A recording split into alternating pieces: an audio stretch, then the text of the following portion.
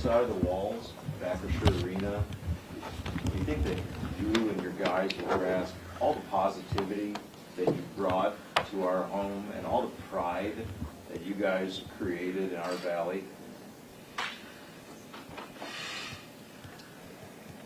I think it will take some time to appreciate that.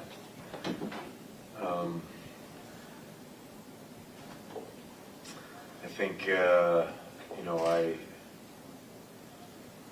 said to the guys post-game, nothing at this point in time that I'm going to say to them is going to assuage the bitter disappointment of losing this game tonight. But I remember back to summertime when we were introduced on the phone and you talked about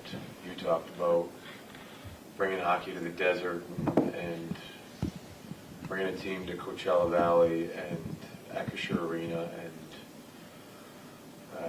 I don't think there could have been a better result in that regard.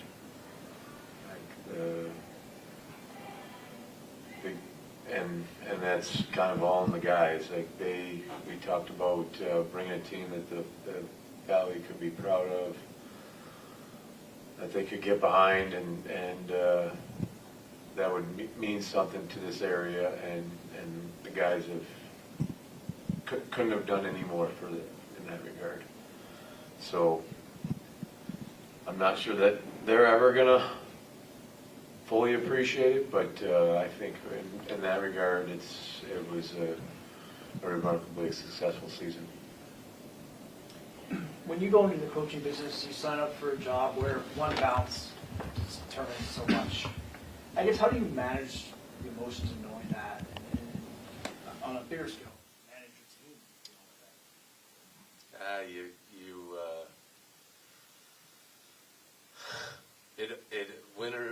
The winning team and the team that holds the trophy always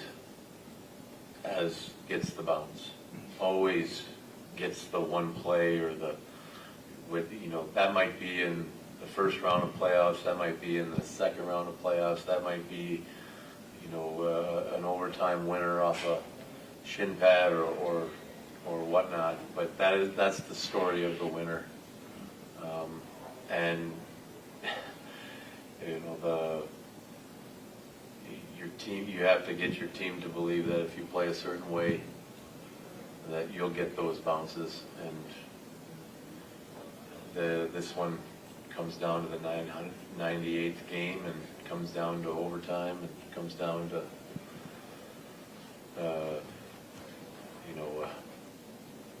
puck bouncing around in front of the net, and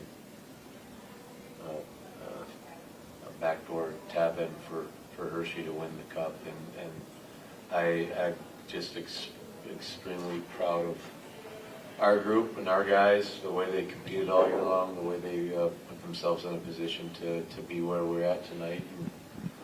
And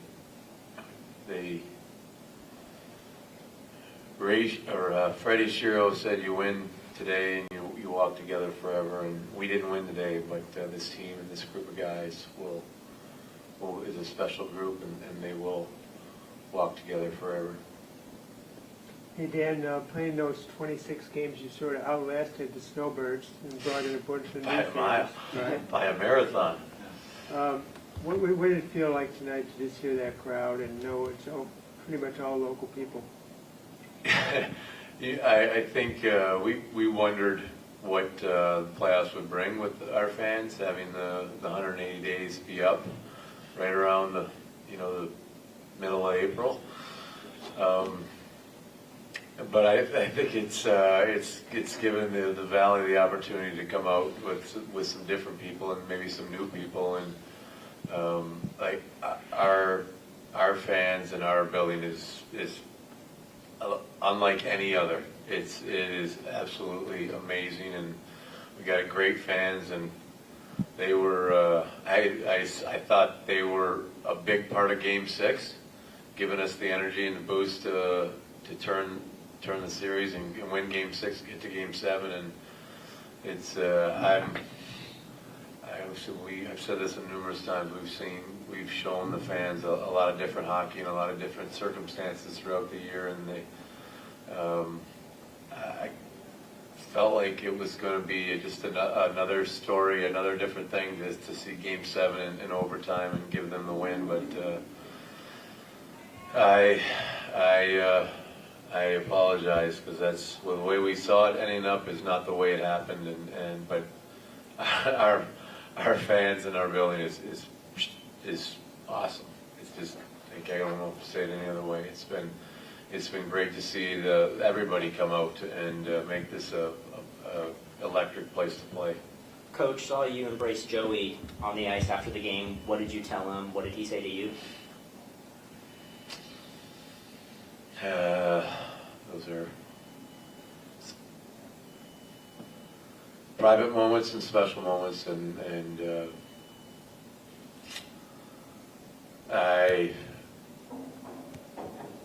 we've been through a lot as a group and as a team, and Joey and I, and just love these guys, and sad to see it in this way. Dan, this team hasn't given up multiple goal leads very often this season.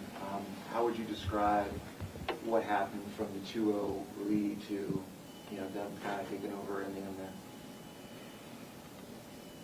there? Well, I thought I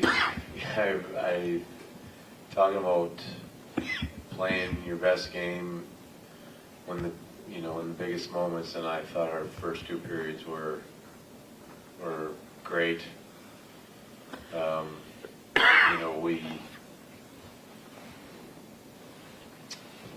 There's probably going to be 3 or 4, maybe 5 opportunities to extend that lead to 3-0. In that second period there, breakaway, there's 5 or 6, and their goalie made the save. They got the power play opportunity and got the power play goal to essentially get back into the game, make it 2-1, and the second goal, it's really, there's not a ton there. They added the entry, and we broke up a play with a good stick, and they slide it back to the point where the guy's stepping into a one-timer, and it's just off a shaft, and by off a shaft probably looks to be wide, and it goes in, and now you're in a game, and that's